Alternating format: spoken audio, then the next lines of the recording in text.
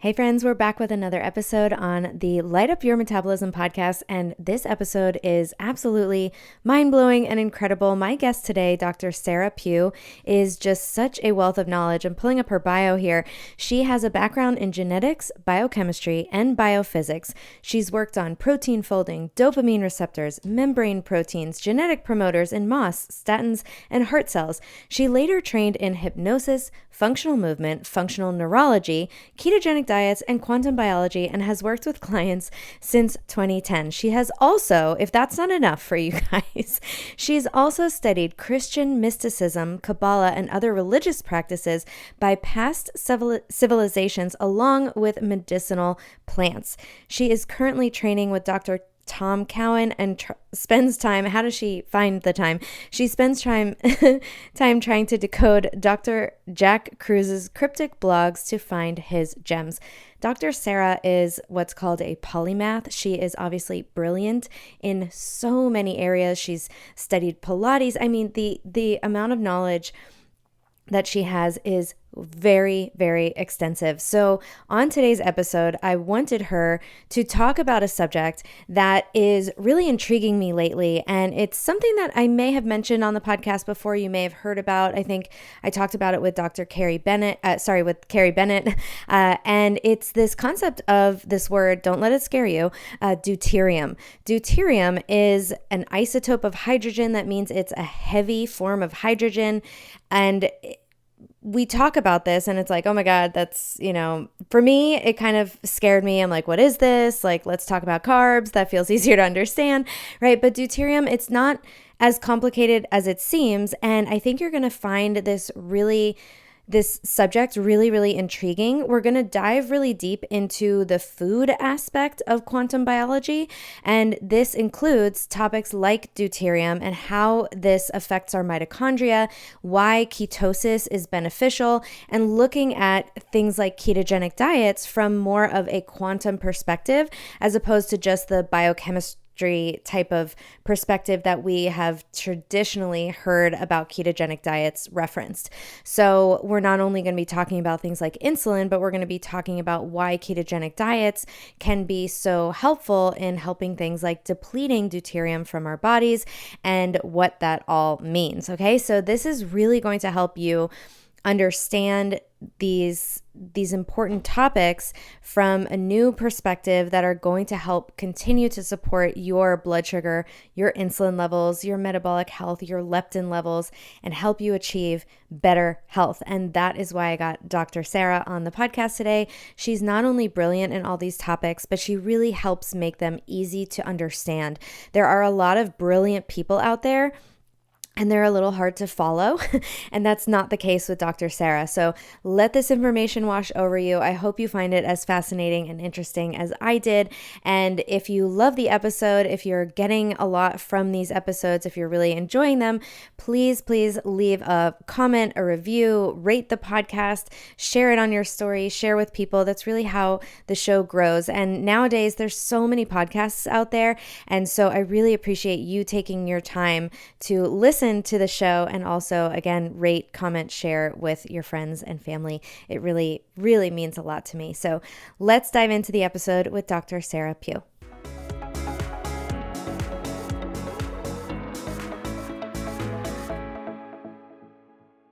Hey everyone, welcome back to the Unlock the Sugar Shackles podcast. Just so you know, I am podcasting outside today because it's perfect out. You might hear some birds, but I am very eager to invite my special guest on today, Dr. Sara Pugh, who is so knowledgeable in so many areas, especially as it relates to quantum and circadian biology. Welcome, Dr. Sara, to the show.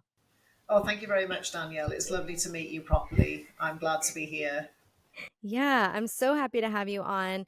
And I would love to just hear your story of how you got started with learning about things in this quantum realm. I know you have quite the history, but anything that you think is relevant for us, and especially people who are kind of maybe new to quantum biology and sort of in a realm of maybe understanding things through, like, I thought we need to pay attention to like nutrients and exercise and more of that biochemistry. So I'd love to hear your story and even your health journey of how you got into this.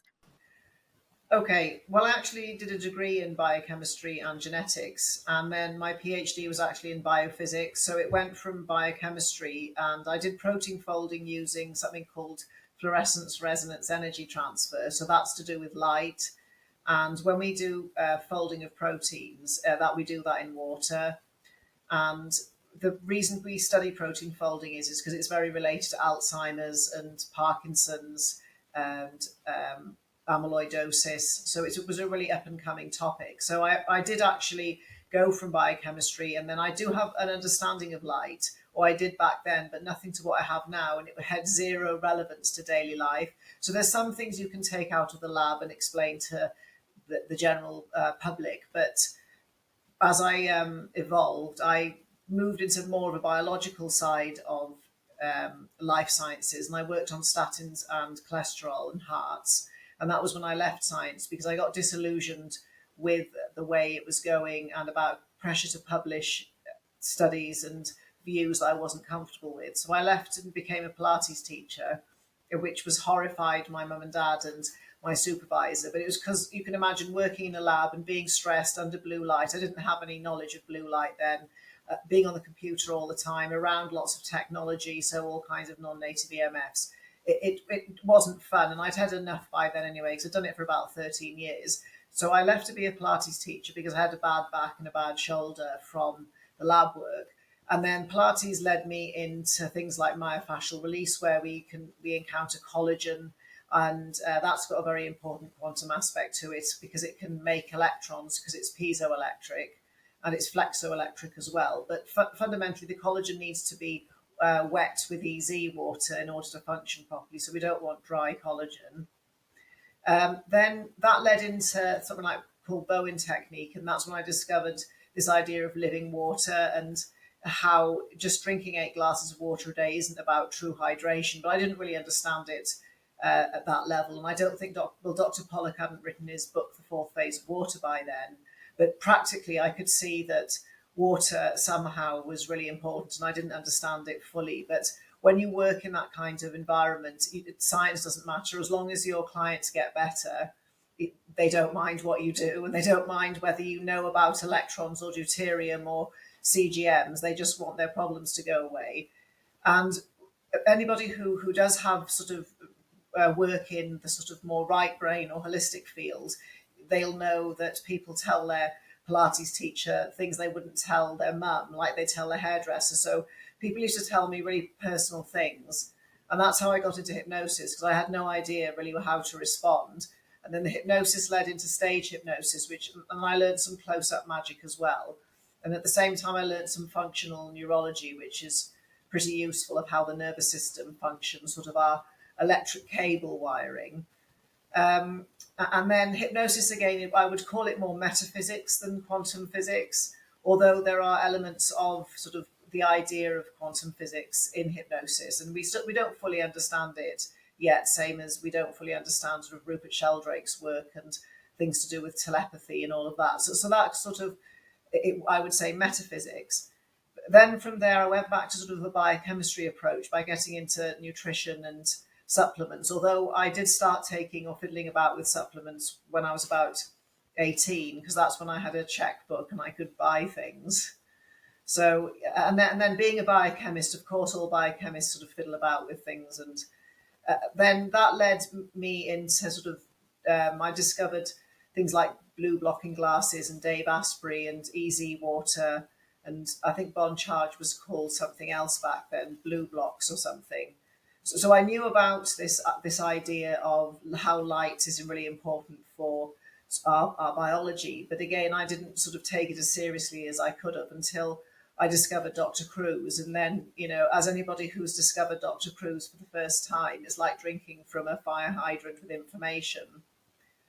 So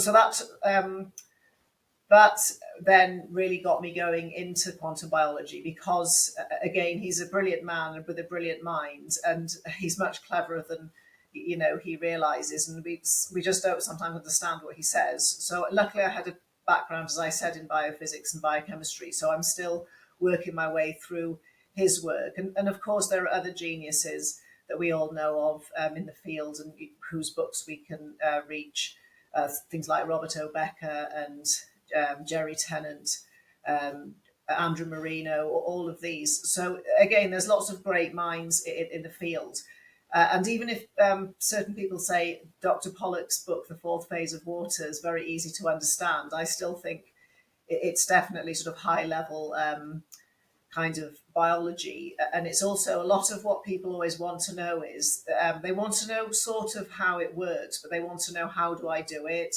They want protocols. They want, okay, fair enough, the sun is really important for health. So when do I go in it? And how long for? And how much clothes? And how do I structure water? And what's hydrogen water? How do I make it?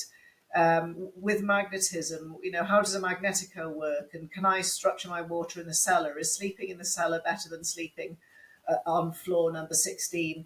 And why? So I think a lot of it now is, in my own way, I need to be able to understand it on a quite high intellectual level, but the demand for it to be sort of explained to people who don't have a science background, who do have problems with their health, I think that's where I'm at right now. And it's taken me years of fiddling about on social media, on TikTok, on all different channels, of over and over again trying to learn how to rewrite things, make videos so that it's as correct as it can be, but still understandable to the lay person. Because if you make things too simple, then it becomes inaccurate.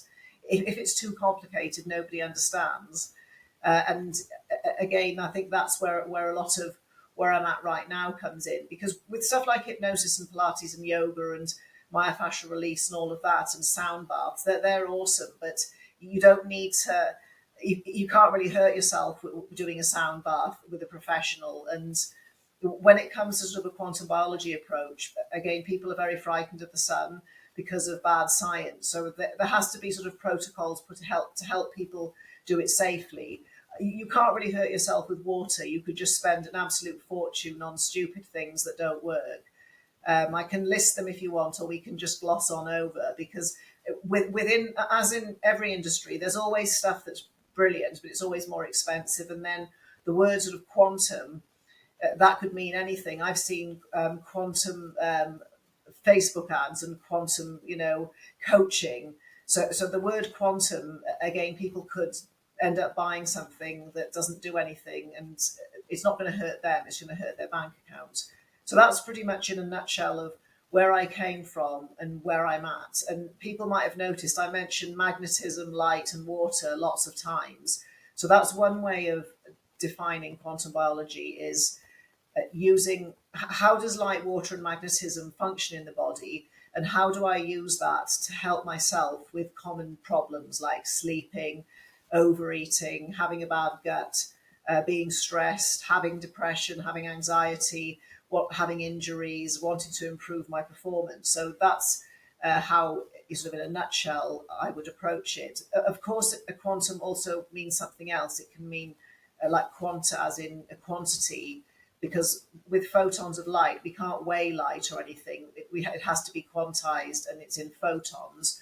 So that could be one way we could describe quantum biology. It's how does light drive the process? But there are other particles we need to consider, like electrons, which have a negative charge. And when they move or flow, they create an electric field.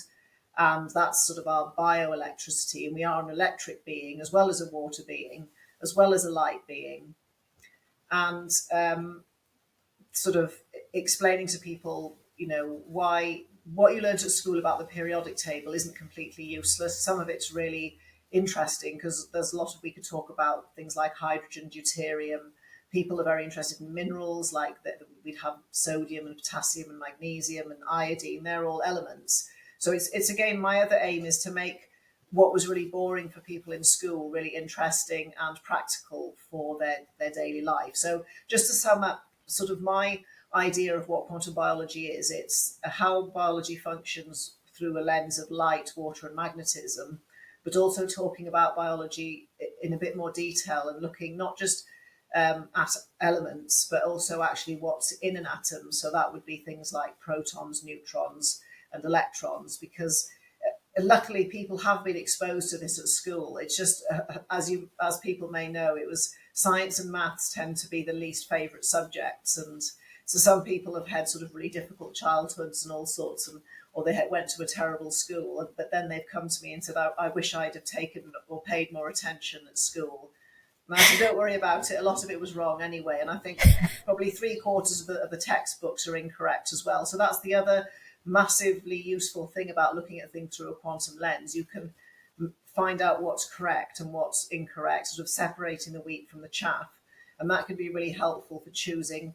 If somebody has a certain budget and a certain health problem, it's like, well, I could spend $1,000,000 straight away online, but I've only got, $10,000, I've only got 1,000, I've only got 500. What's my best way to get myself started in quantum biology? And the great thing about quantum biology is it involves getting more in touch with nature. So a huge amount of it's free. You've got to put your time in to do that. And you've got to make sacrifices by taking away things which you really enjoy, but maybe didn't realize they are actually contributing to your blood sugar, your insulin resistance, your midnight snacking, your PMS, you're constantly getting injured, your bad moods, things like that. Yeah, well said. And what an educational history for and I just love your love of learning, and it is a great summary of quantum biology that we're going down to these tiny particles. But also, I love that you said that you want to simplify things, but not too much, because then it makes it sort of untrue in a way, or just incorrect because you're not explaining insufficient detail. And I know I'm for sure culpable of that right now, because I'm just trying to get this information to my audience as fast as possible. And I know one of the things I love to do is sort of bring things down to the level of the average person that I think my audience is, because that's kind of where I'm at. Like, I don't have degrees in biology. I didn't even take biology or science at all in college, because I got like AP credit. I don't know if you guys do that in the UK, but I got credit in high school. So I didn't even take science. So um okay, so to I want to define one term before we move on in a simple way to make it understandable to the average person. And that is, I was looking this up yesterday and I started to understand it, but we hear like light, water, and magnetism. And my mind at first was like, magnets? like what are we talking about here? What is electromagnetism? Okay, so first of all, in starting off with something massive, the Earth is a great big magnet. And when we do grounding, which most people have heard of, the actual effect is actually called the reverse inverse spin something flux Hall effect. I might have mixed some of those words up, but it's a magnetic effect. And what happens is we draw electrons in through our soles of our feet, and then they go into the body. So straight away we have a magnetic effect with the Earth, and also it helps with our geolocation, because we need to always know where we are on the planet, and then our brains always need to know where each of our joints and everything are, and our head is in space. Otherwise, it gets very stressed out and it causes anxiety. That's what I learned from functional neurology. So where the Earth itself is a big magnet, and also the Earth's magnetic field has been gradually dropping since caveman time, and it's only about 1/10 of what it used to be. So we are losing magnetism. And Dr. Dean Bonnelly is the magnet man. Unfortunately, he's passed away, but his company and his daughter are still alive. So that will be Magnetico. So that's how I learnt about that. Would be, say, it's like a unipolar magnet, something like a Magnetico or the Earth. It just goes one way. People might have heard of pulse, like bipolar magnets, where the poles switch. So it has a polarity, a positive and a negative end. So it's a bit like a PEMF bed, which sort of now we're delving sort of now into electricity. If we now think about a magnet that everybody's knows about but has never considered, water is what we'd call a dipole. So it's magnetic because the oxygen is negative and the hydrogens are positive, and the oxygen wants to pull the electrons towards itself, so it's even more negative. So if water is a dipole or a magnet, then iron in our blood is magnetic, and then also something called DHA, which is an omega-3, it's paramagnetic. And when something is described as paramagnetic, it means it gets attracted to other magnetic forces. So first of all, the heart is like a giant magnet, because when it sucks the blood in and vortexes it, because it's not a pump, it's a hydraulic ram. And we won't go in, we can go into why, but it's something that even a 10-year-old would understand if you just explain to them. And the heart sucks the blood in and then it vortexes it, so it twists the blood, and this creates our biofield, which is called a torus wave or a toroidal field. So that's the main biofield of the body. And nobody argues that that doesn't exist, because you can measure it a huge distance away from the person. People used to think it was 23 feet, but it's much more than that now. So the heart's this giant magnet, so it can do its thing and it can attract the blood back to itself, because the blood's full of iron, which is magnetic in the hemoglobin. The other thing, down to being quite small, is the mitochondria. So that's magnetic because inside it, it's got something called the electron transport chain. And the electrons go down this chain and they make an electric current. And the ATPase is the thing that makes the ATP, which is energy, a spin. So we've got an electric current with something rotating at 90 degrees. And there is actually, it's called Faraday's right-hand law. So that means if we've got electric current and rotation together, we're going to have magnetism. So the mitochondria are magnetic, and that's great for them because they want to attract oxygen and things to themselves. That the most mitochondria are in our hearts and our brains, and the brain makes a great big electrical or magnetic field as well, so it can draw the blood and oxygen to itself, and so can the heart.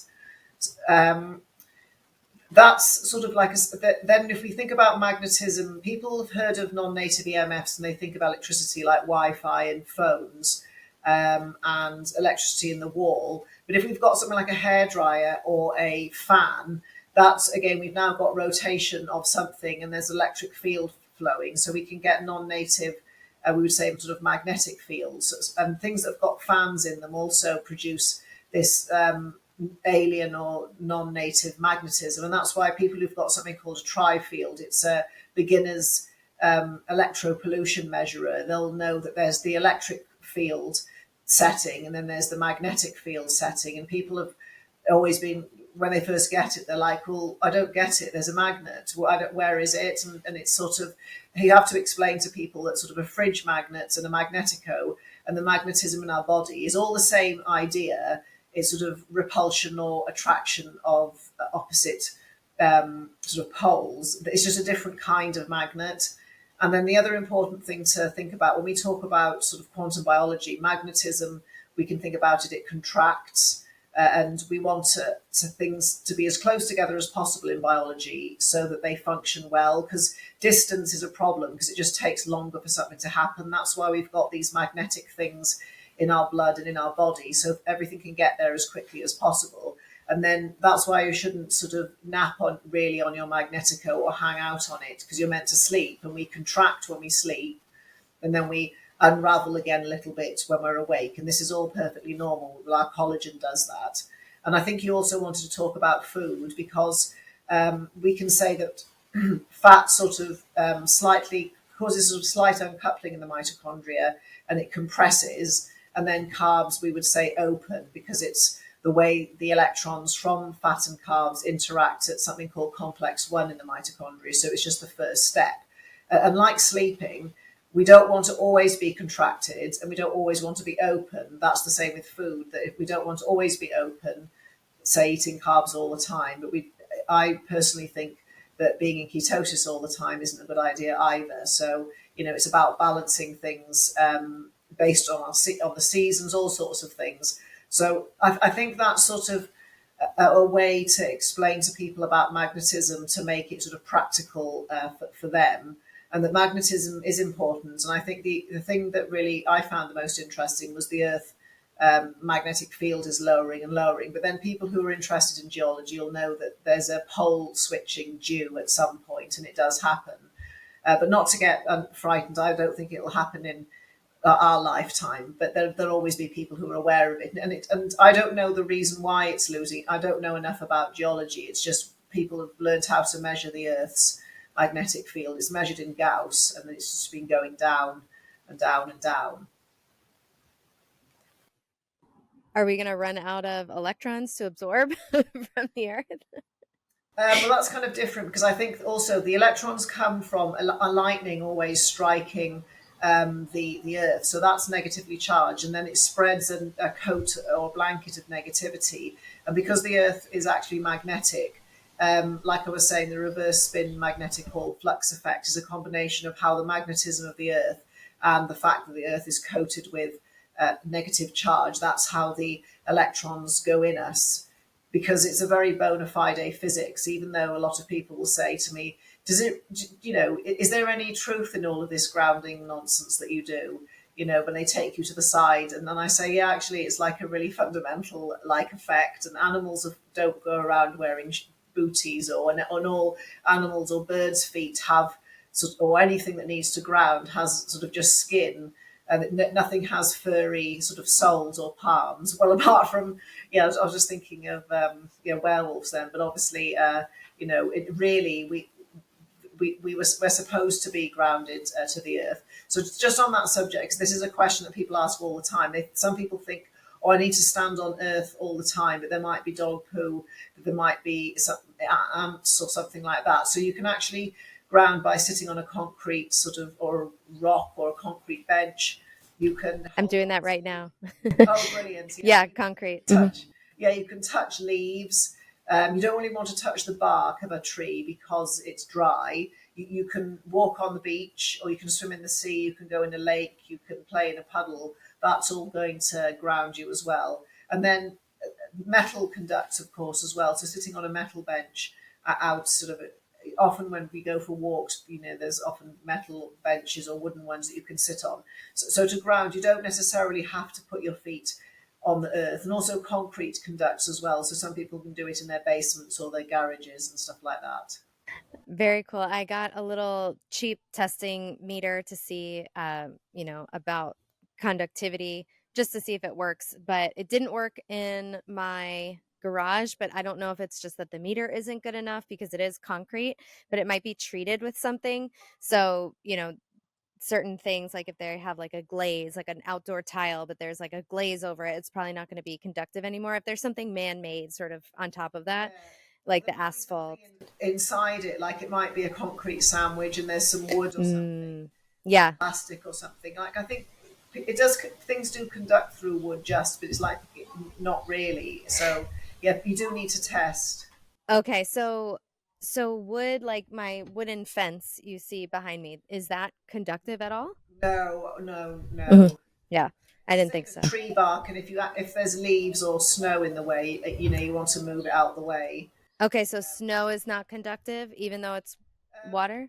It's one of these things. It's because it's got a completely different structure to water. It's like the crystalline. It's crystalline, so it will be able to conduct to some extent. But I always think it's better to Yeah. just move it out the way, Okay. because again, snow is an insulator. Because if you build yourself an igloo in the garden or the backyard, Yeah. you can go in it and it's warm. So it's not as good as standing on earth, but it'll still get through. So say if you're walking it with grounding shoes on, which would be leather soled shoes, or a shoe with a copper rivet, or you could buy grounding shoes, and there's snow Mhm. underfoot, you're Mhm. going to still be grounded. But it would be better if the snow wasn't there, just again because it's a distance thing. If the Okay. snow's a bit wet, the wetter the snow, the better, because water increases conductivity. So that's why we have sweaty hands and feet, even if partners don't like it. That it's for grounding, not for them.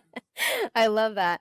I was just thinking, you mentioned animals don't usually have like a covering on their feet, but I actually have two Norwegian forest cats. So they are from, apparently, I mean, I got them when I was in Orlando, but they were supposedly these forest cats, and they have these crazy paw tufts. So they have Right. so much hair, and that cover a lot of their feet, and then so they could stand on the snow and their little feet wouldn't get too cold. And I'm like, oh, they wouldn't be adequately grounded, but I'm sure, but they're really good climbers and spend their time in trees. I don't know. I'm sure they would be grounded somehow, but Oh, yeah, because all you need is like your fingertip or just a little bit of yeah, skin, and that's enough to flow. So those yeah, cats will have they'll be along, a lot of evolution, and also if their feet didn't get too cold, they probably got wet a bit. yeah. So it's all going to be geared for them. But they still, even though they've got like big chunks of fluff coming out, there's Uh-huh. still a little bit of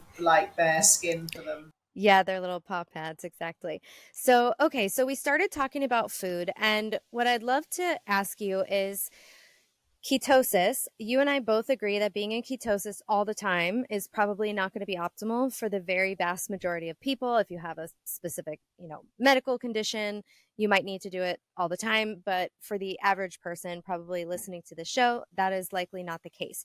But ketosis has a lot of benefits, and I learned them from all the biochemistry point of view. And can you sort of touch on maybe what this sort of holistic conventional wisdom is about ketosis, and how the other benefits that we see of ketosis from more of a quantum perspective?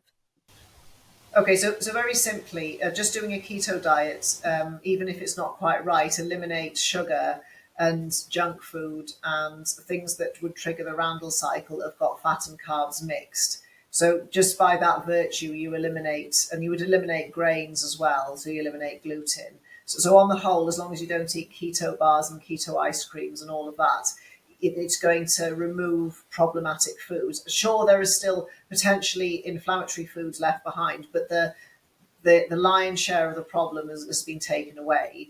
And then the next level down would be that everybody agrees that high blood sugar and insulin resistance and insulin is a driver for numerous health conditions, from dementia to infertility to obesity to diabetes, cancer, inflammation of the joints, everything. So in a simplistic way, if we take the carbohydrates away, the body's not going to produce as much insulin because there isn't going to be a blood sugar spike. So we're going to become more sensitive to our own insulin.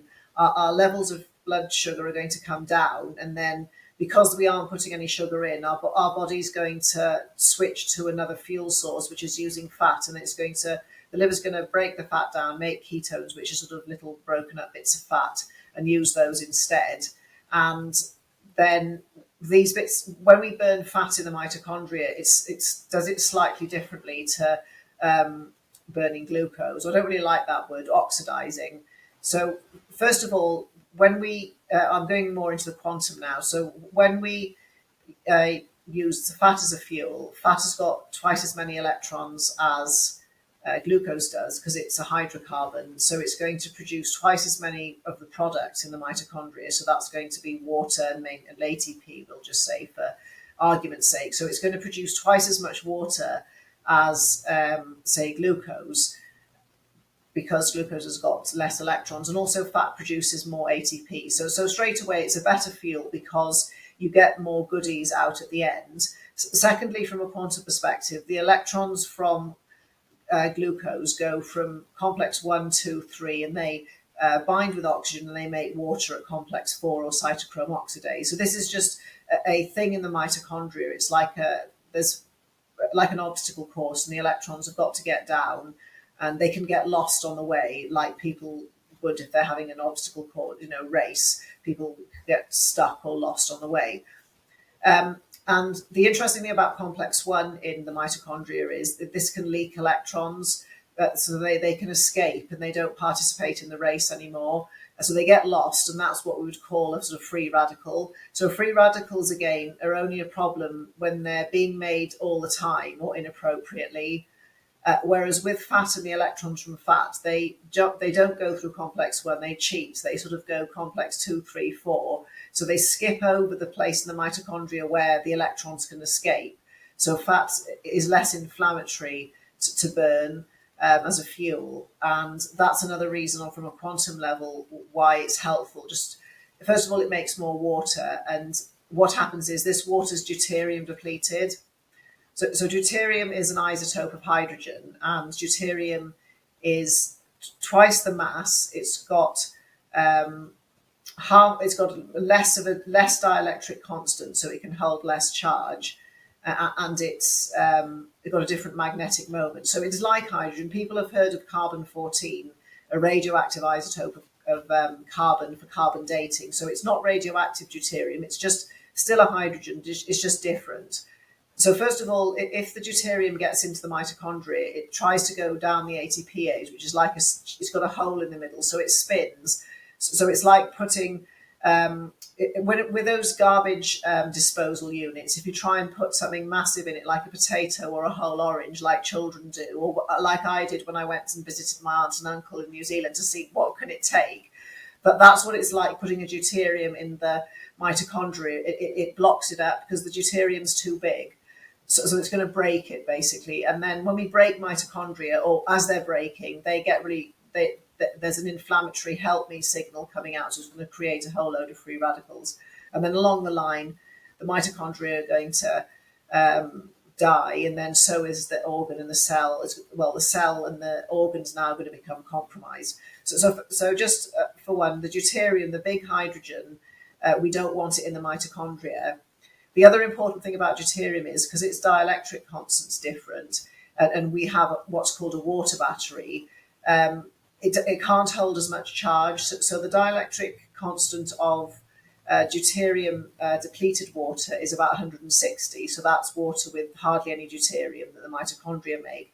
And then ordinary water or water with lots of deuterium, the dielectric constant is only about 80-ish. So what this means now is that if we have too much deuterium in ourselves, it's like when you buy one of those iPhones and then you charge it overnight and break the battery doesn't hold its charge very well anymore and it just goes flat quicker.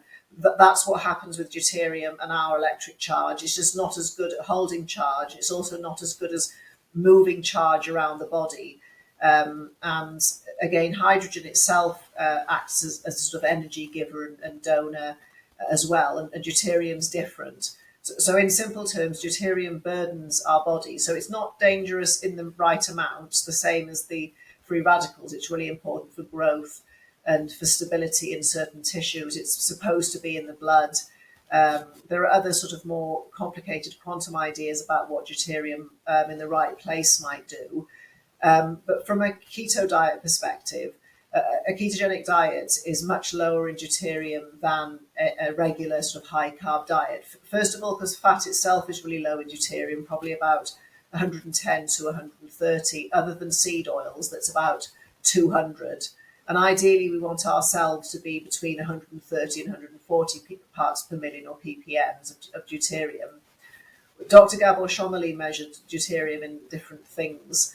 And in glucose, it's about 150 parts per million.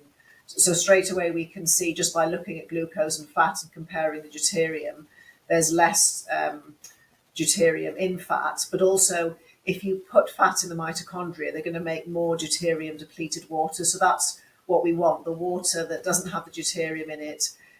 You didn't hurt the mitochondria on feeding them. A deuterium didn't get in from the fat. And then you can make more of this metabolic water, so it's going to sort of help flush out or dilute deuterium in the body, because we're always depleting deuterium. It comes out in sweat, snot, poop, pee, or breathe. We breathe it out. It's just when we're incapable of getting it out, and we're taking too much in, that's how it accumulates. So a keto diet is a good way to manage your deuterium levels, because our food, in simple terms, is going to get, by a lot of processes, broken down into protons or hydrogens and electrons, and they get fed into the mitochondria. So if you think about it, food is going to end up in your mitochondria. So if you eat food that is low in, or as low in deuterium as you can, it's just going to be helpful for your mitochondria. But there's more to all of that. It's not just the keto diet. You need a good circadian rhythm to get your deuterium out, because it's like a detox or a depletion. You need to have good sleep, because that's when the body does all of its housekeeping duties. That's when we're really still, so that the quantum noise in the body is much less, because we're not making any, so the body can do its processes. And also the light we're exposed to will influence whether deuterium wants to stay in or go out. So yes, food is important. Yes, you can buy deuterium depleted water. That can be helpful. But it's, again, if you incorporate the quantum practices, that's the best way to lower your deuterium levels. So for people who've never done a keto diet before ever, I definitely recommend trying it. And even though cycling in and out has benefits, you still have to do it and get fat adapted to start with. And then you might want to explore sort of circadian eating or eating in time with your cycle or in time with the seasons. Yeah, so good. So deuterium essentially messes up our mitochondria, causing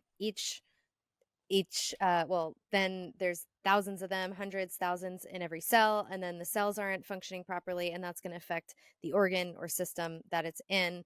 So we can get breakdown of our body and just lack optimal health. And high deuterium levels are very associated with metabolic dysfunction, right? Like diabetes and Oh yeah, such. definitely. Yeah. Yeah, because the mitochondria, if we think about it, is our metabolism. That it's fundamentally, if our mitochondria don't work properly, no matter what we feed ourselves, it doesn't work properly because the engine's broken.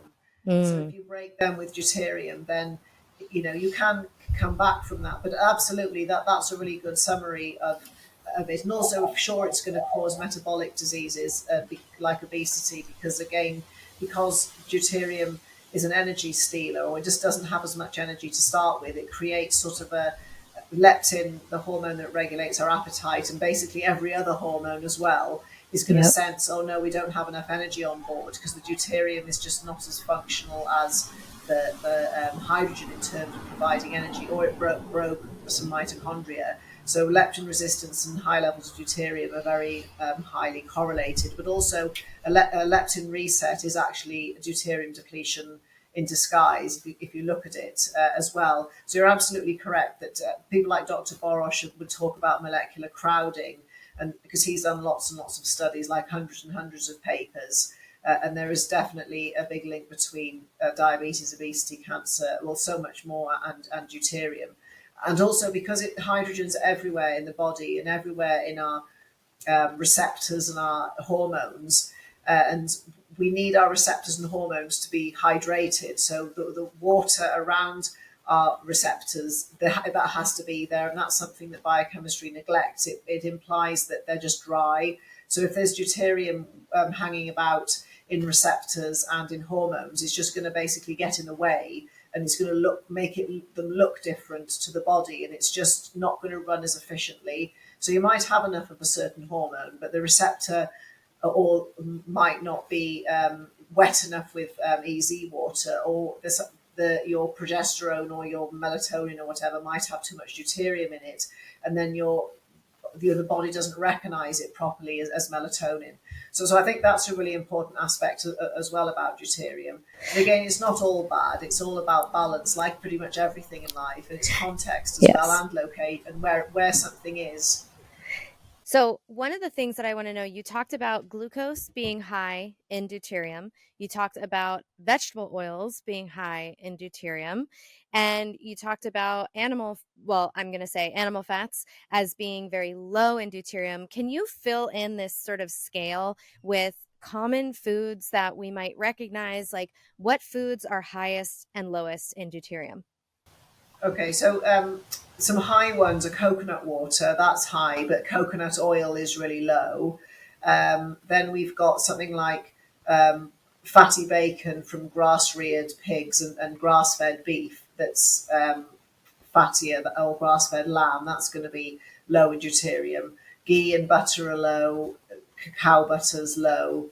However, dark chocolate is high because it was once a bean or a seed. So beans are really high in deuterium, because beans, and seeds, are going to turn into a plant. And one of the purposes of deuterium is to cause rapid growth. So if you're going to eat lots of beans and baby plants, you're going to eat the deuterium, because it wasn't for you, it was for them. And then sort of middling things, things like cottage cheese or things like chicken, because it's not fatty, but it doesn't have glucose in it either. So they're kind of in the sort of 140s kind of thing. Grains are high in deuterium. Sugar, tropical fruit can be high in deuterium.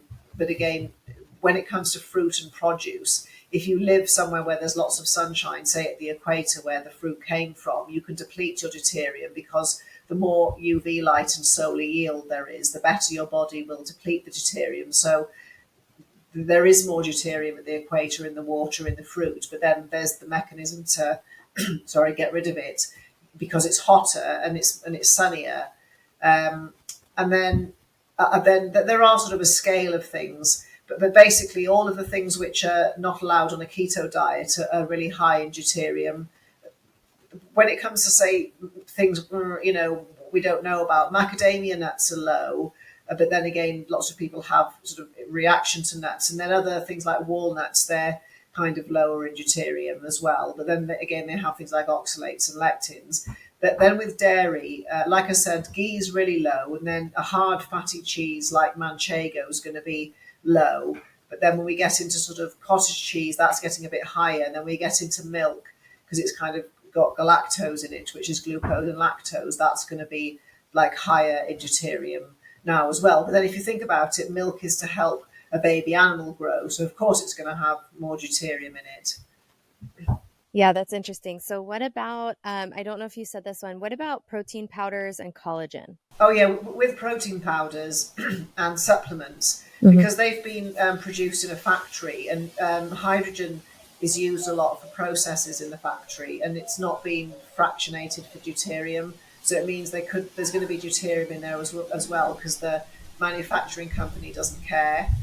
So with protein powders, they're just really dehydrated, and they've been processed in a way you don't know. And with college, so I don't know, they're going to be like medium to high. I mean, I could look that there's, I would avoid them personally, just because the information's been lost. They've lost their sort of quaternary structure. And like I was saying, when you dry out proteins and collagen, they don't work properly. And you don't know what people have done to them in the factory.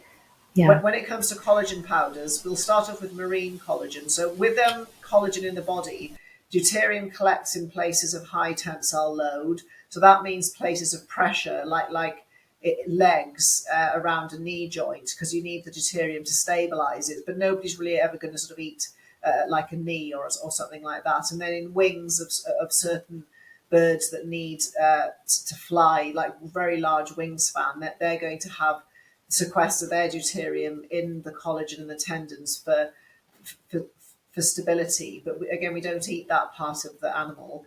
Say something like a tail, like an oxtail, that's got lots of collagen in it, but it's not going to have a lot of deuterium, because the tail doesn't really do much. It just flaps like this a little bit if there are some flies.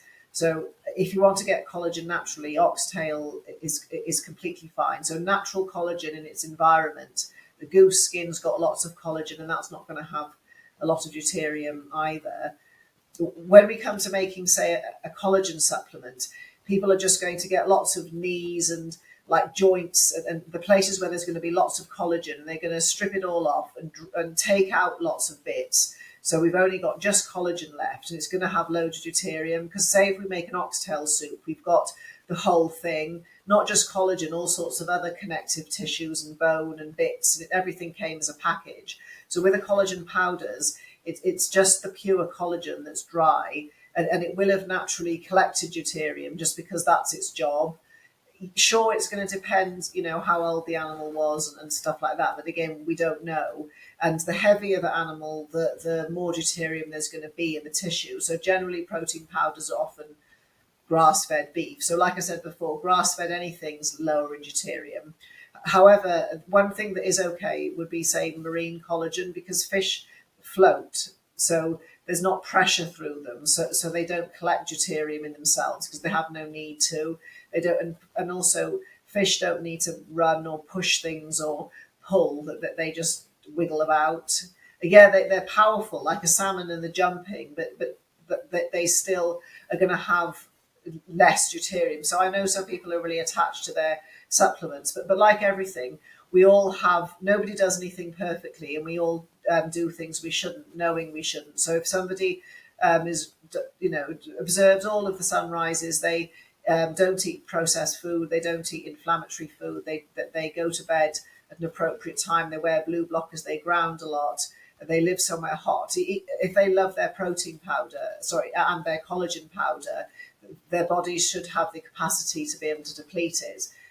So it's like everything. Eating tropical fruit, that's got lots of deuterium in it as well, but it just depends on the context. Eating tropical fruit, full stop or period, in the UK is stupid, because it's so far away from the equator.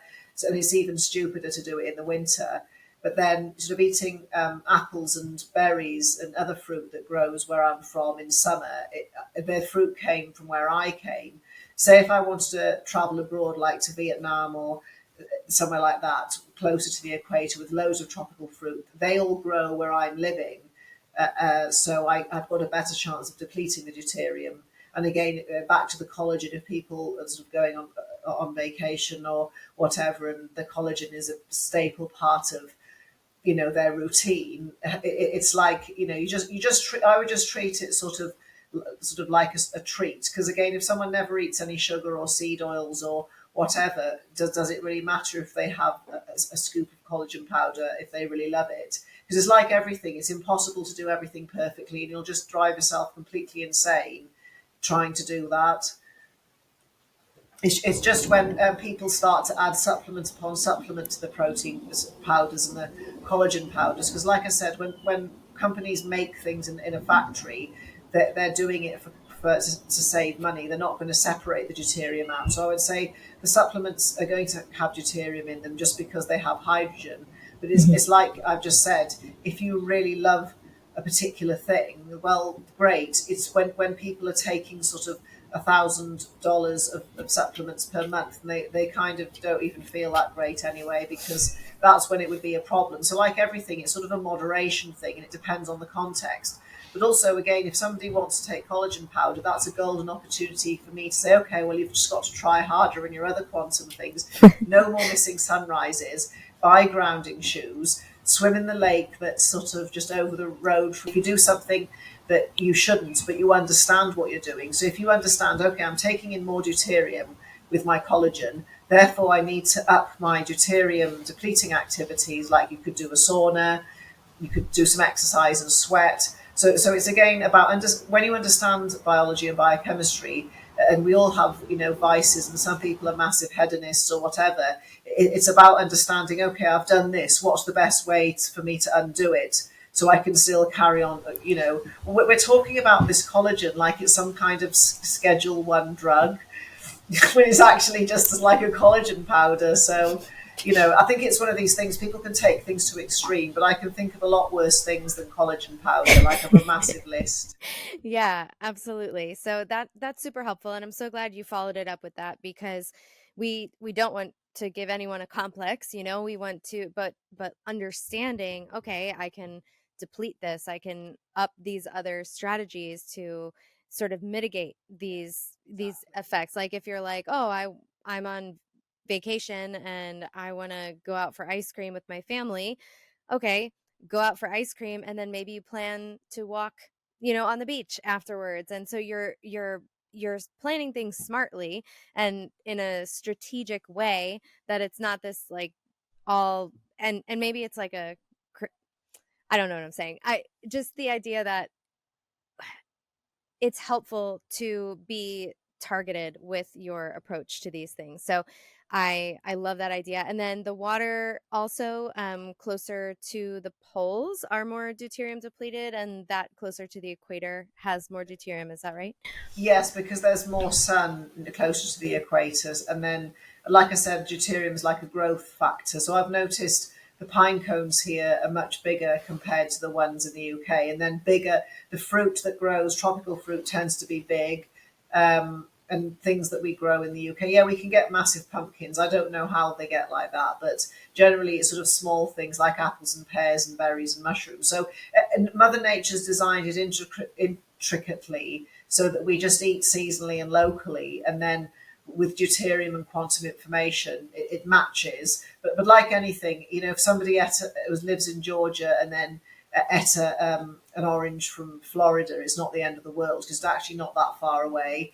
Even people say who live in Texas and bought some avocados, well, actually they're not too bad because they're mostly fat. If they bought some fruit from Chile or something, or Peru, it's not so bad. It's kind of close enough. It's more that in Texas and places like that, it's very hot and you've got a high UVI, same as in Georgia, the UVI would probably go over about 13 or more in summer. So there's the capacity to deplete that deuterium, whereas in some of the more northern states, sort of New England and stuff like that, I'd have to go there and measure the UVI, but it's not going to be quite the same as those sort of southern states. And then again, in the UK, we have our own fruit that we can grow and eat in the summer. We don't really need to be shipping in, these tropical fruits, because generally the people that get the angriest at me about this are people who are plant-based, and then I just say, well, it's very expensive to fly in all these bananas and things like that to the UK. Yeah. Yeah, I hear that. So, what are some things that you're here currently in the US and you're from the UK, as we can tell by your accent. By the way, I've always wanted a British accent my whole life, but I was obsessed with the Spice Girls. It's like a whole thing. But Who's that's your favorite Spice Baby Girl? Spice, and I wanted to look like her, and everyone always tells me I look like Britney Spears. I'm like, okay, but I'd rather look like Baby Spice. She was my favorite. Oh yeah, Emma Bunton. Yes, Yes, yes. Emma Oh no, Bunton, she that's was right. my favorite as well. Well, you Yes. look like her, yeah.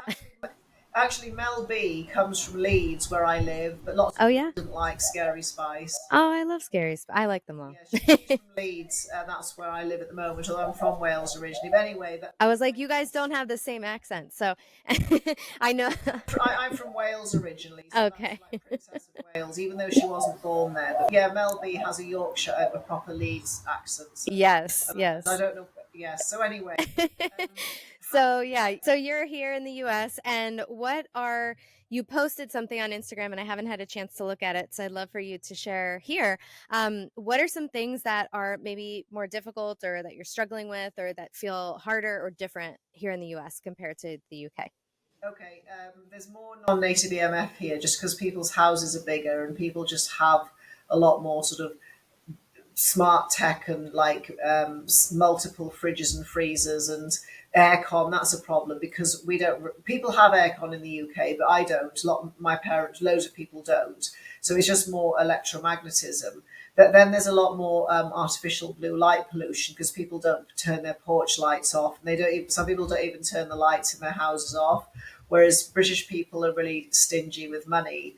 They don't like spending it. They have long pockets and short arms. So where I live, nobody has lights on.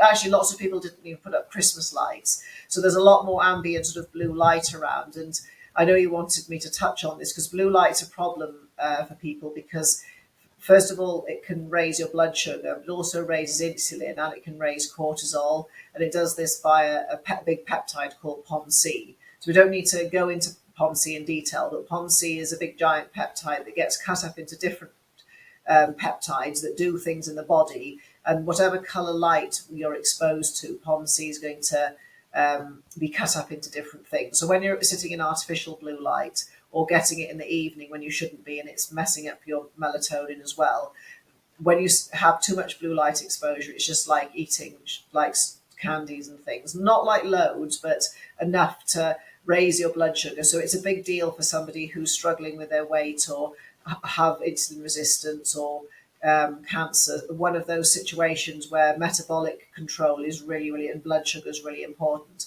And then none of us want more cortisol really, unless you're on the opposite end of the spectrum and you've exposed yourself to so much stress, so much blue light that your cortisol production has gone down. We don't want the blue light to sort of constantly make us make cortisol for no reason because it's a waste. And also, blue light depletes or steals our dopamine, so that can control our mood, our behaviors, or addictive behaviors, our focus. And again, that too much screen time without proper filters of the blue light can deplete our dopamine, and then either we'll just stay on the phone to get more of a dopamine hit, or I'll just watch another reel, or I'll just watch like another TikTok, or people think, oh, I just need to go and eat some ice cream now, or I must go and have a cigarette or something like that. So that's why the blue light's a problem. Also, the other thing that blue light does, it damages vitamin A, and that's really important for our eyes, and also it's really important for leptin signaling. So back to this leptin sensitivity. If people are leptin resistant, it can be because they're exposed to too much blue light. So I don't mean blue as in blue. It's artificial light that looks white that happens to have a lot of blue frequencies coming out of it. So it would be screens, it would be lights in the mall, LED lights, showroom lights, things like that.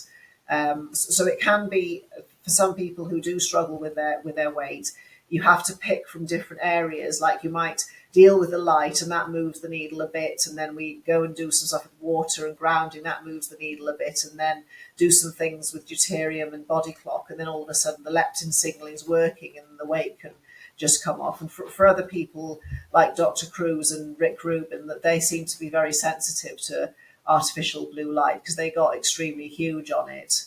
So I think there are certain people who are going to have SNPs in their POMC to make them more sensitive to blue light. So they get big in blue light, but their partners or whatever don't, because they've just got a different POMC gene. So that, and I have looked into this. I'm not just making stuff up. There's lots of SNPs. Actually, Labrador dogs have a SNP in POMC, and anybody who's owned a Labrador knows that they just eat everything. So, you know, there's is that POMC again is related to it's tied into the leptin melanocortin pathway, so it ties massively into our appetite. So that's how the light, the leptin, and the appetite could link in one way. We probably haven't got time to go into it in too much detail, but I think it's just so people can learn one bit about light at a time. Just if you get rid of the artificial light, that's a great sort of step in the right direction. Yeah, that's super helpful. I focus a lot on light, and I like the idea that bringing in this connection, the reason why for a lot of my people who are struggling with blood sugar and insulin, there is a direct connection there. So even if you're not eating any food, that blue light can raise your blood sugar and insulin. And the other thing is that eating in front of these lights, so when we're exposed to these blue lights, can impact our blood sugar even more, as opposed to if we're eating outside. Like right now, the sun's coming down, that even though we can't see it, there's tons of red and infrared light, which actually helps to increase our glucose utilization by our mitochondria. So that would help to lower our blood sugar, right? Oh yeah, definitely. Like blue light, biology is very much push pull, and then the blue light. Not that blue light's better or that it's bad. It depends on the type of blue light, but also you're correct that the red light, the blood sugar goes down. The blue light inside, artificial makes it go up. But there's also full spectrum blue light. If you shine it on your body, it actually helps to shrink fat cells. But that's blue light from the sun with all of the rest of the wavelengths from the sun. So another reason to sunbathe in the bath or naked. Yeah. It's like everything, it depends on the context. So we're Mm-hmm. referring to artificial blue light, and some people will say, yes, but there's blue light in the sun. Well, it's not the same as what comes out of our devices, and it's got all the rest of the spectrum. And there are some studies on that, and fat cells shrinking and people's appetites also going down. Yeah, that has a lot to do with the UV light, I believe, as well. Yes, Um, definitely. yeah, but blue light, so in general, just a takeaway, if you have trouble, you're like, okay, wait, blue in the sun is good, but not. So just a simple, and correct me if I'm wrong on this for simplifying it too much. There's no blue light in nature that exists on its own without the full spectrum of these other colors like the red, the infrared, and etc. Whereas from our devices, it's this almost like unopposed blue light, because especially these LED bulbs and fluorescent bulbs, if you were to look at a sort of like a spectrogram, what do you call that, of the light? Yes.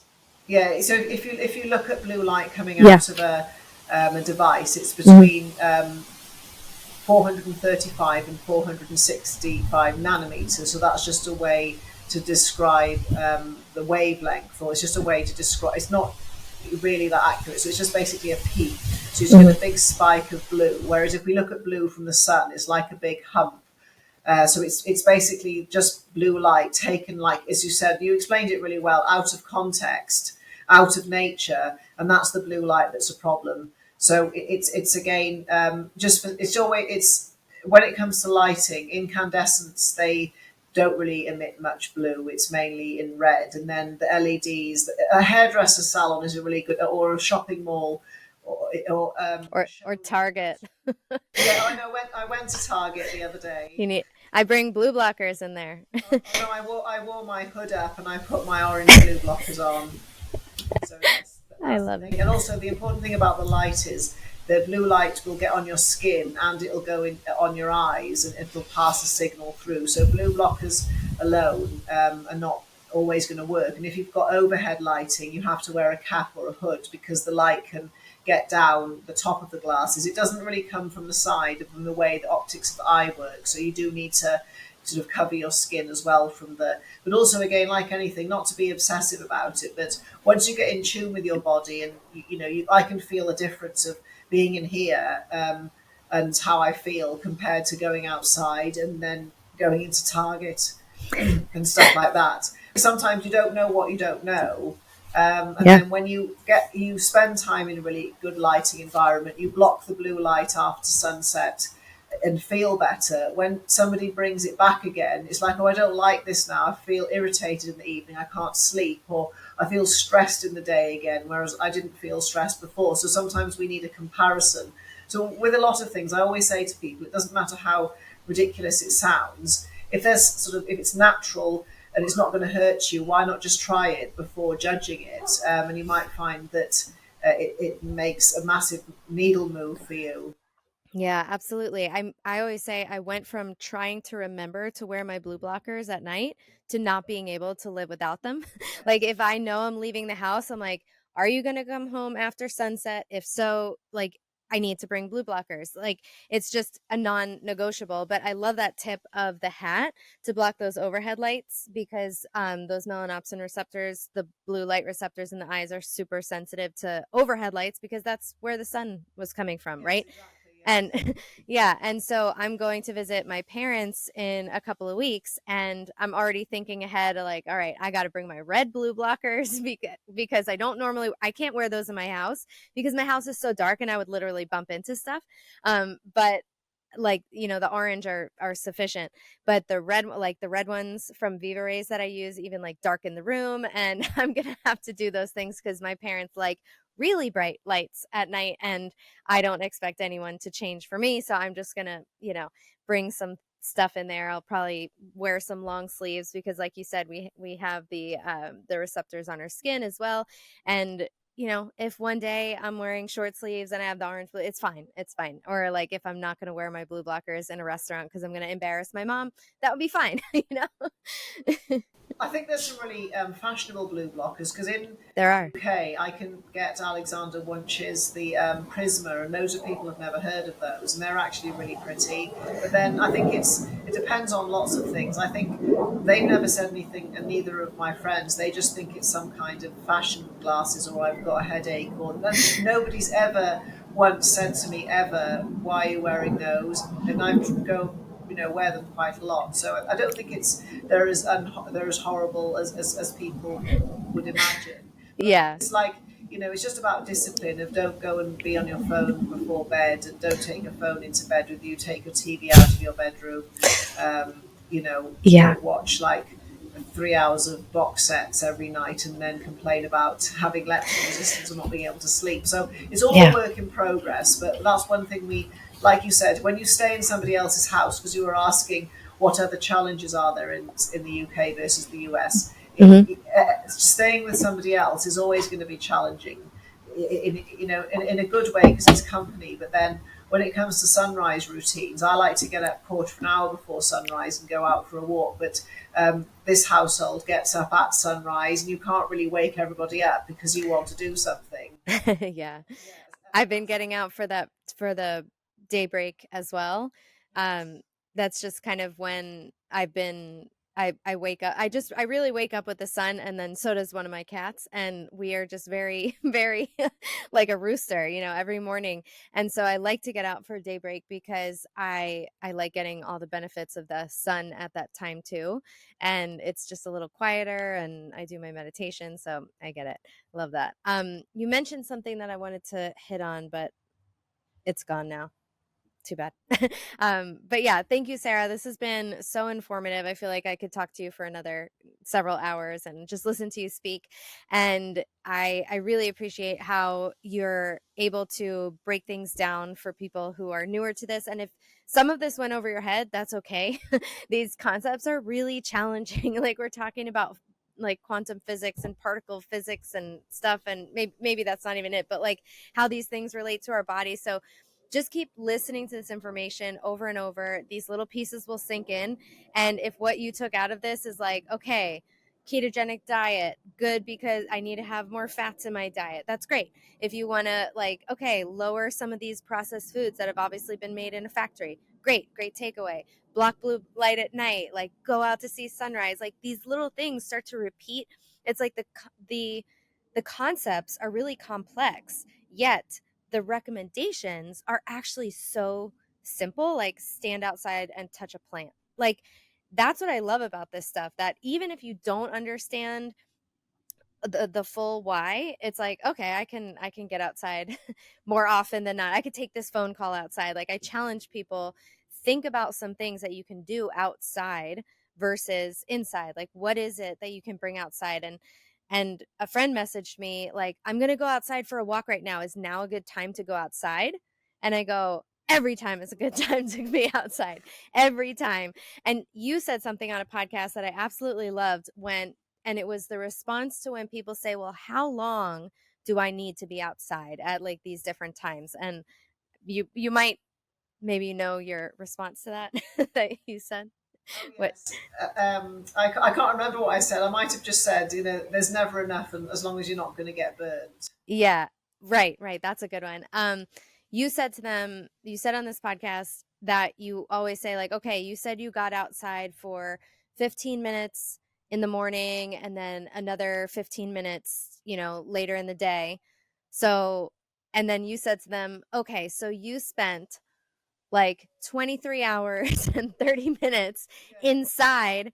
And I Yes. thought that that was such a good reframe. Like it's such Oh a yes. good reframe. Like we're not aiming to spend 24 hours outside because we sleep inside, for the most people do. Like we're not sleeping outside in a tent or something like that, but the idea that we have, let's say, 16 hours in a day that we could possibly be outside, to spend like 30 minutes of those outside, and some days the weather, that's all you're going to get.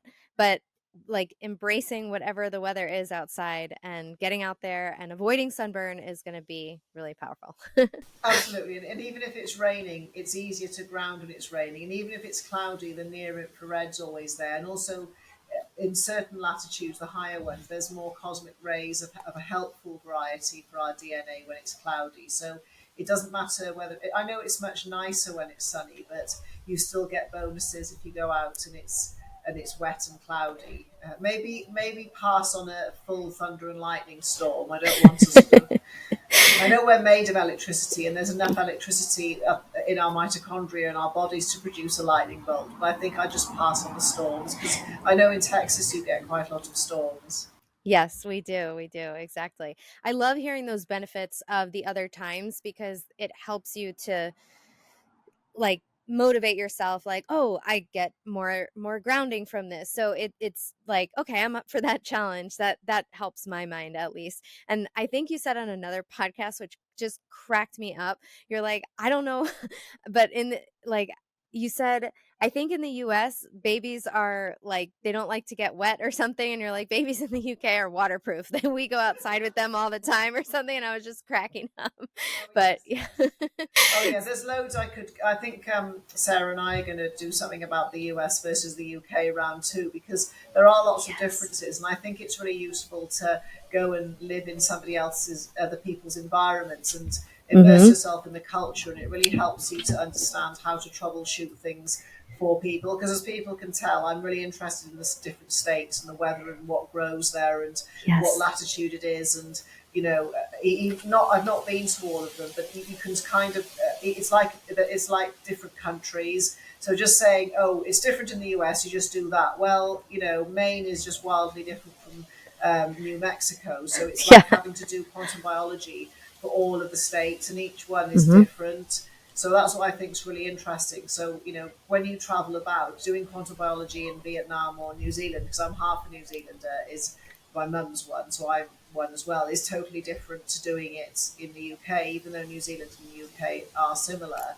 So it's just about learning about quantum practices in different countries. And I swear to you, there isn't the perfect place to live. That's what I wanted to say. It's like, Yes. yes, there's massive advantages here with the UVI, but then there's disadvantages because of the leaf blowers and the noise. We don't have leaf blowers in the UK, by the way. So Oh it's, my gosh, that's making yeah. me want to move to the UK. I hate leaf blowers. At 15 years in Florida will make you hate leaf blowers. Oh yeah, no, I can imagine. But it's for people who get really stressed out and think, oh no, I've got to move to the equator, and that's the only way to get better. There's like lots of ways to do quantum practices in different places, but unfortunately, because like 99% of things are not genetic, they're environment. Sometimes you do have to bite the bullet and move. So it is worth learning about where you want to move, and don't just sort of jump somewhere without thinking. Always kind of try it out. And I swear, like me looking for somewhere to one day get another house, this has been going on for 5 years now, and I've been to all these different places, and there's still something wrong with everything. I'm sure there's a children's book about a goose that wanted to lay an egg and it just went everywhere, and no matter what, there was something wrong with the environment and nothing was perfect. So it's about like finding out what's individual for you, because some people love living in Alaska and other people love living in Costa Rica, and my mum and dad are never going to leave Wales. So you can find, and they're perfectly healthy, they're both 80, so you can be happy and healthy in all kind of different environments. And for people not to think, oh, I've got the short straw, I live here. There's the grass isn't always greener, but it can be sometimes. But then you can end up with a surprise, thinking it's going to be better, and it's not. Yeah, well said. And I like that idea because I think a lot of people, they often see all the sun in, in my photos and things like that. And they're like, oh, I'm so jealous. And it's like, that's natural to be jealous of sun when you're, when you're like freezing and, it's the end of the winter. But if the idea is no matter what the weather, to get outside and embrace it. So if it's cold, you have to embrace that cold, especially if there's no UV in your environment and things like that. In the dark of the winter, we need to embrace the darkness to get all the melatonin because there's no vitamin D. But one thing you said earlier about like knowing the how it is living in different places. I was speaking to someone who is on my team. She works for me and she lives in Spain and she's from Italy. So she was saying how during World War II, I believe, they changed Spain's time zone and they never changed it back. So they wanted it to be closer to like France and Italy. So it's basically in the wrong time zone. So the sun rises way later there and it sets much later there, and the culture has shifted to be a very late culture. I was like, so that's different than in Italy, like trying to compare. She's like, oh yeah, in Italy you go to a store and it's open at like 6 or 7 a.m. like a grocery store. She's like, here not open till like maybe 10 o'clock in the morning, maybe 9 o'clock.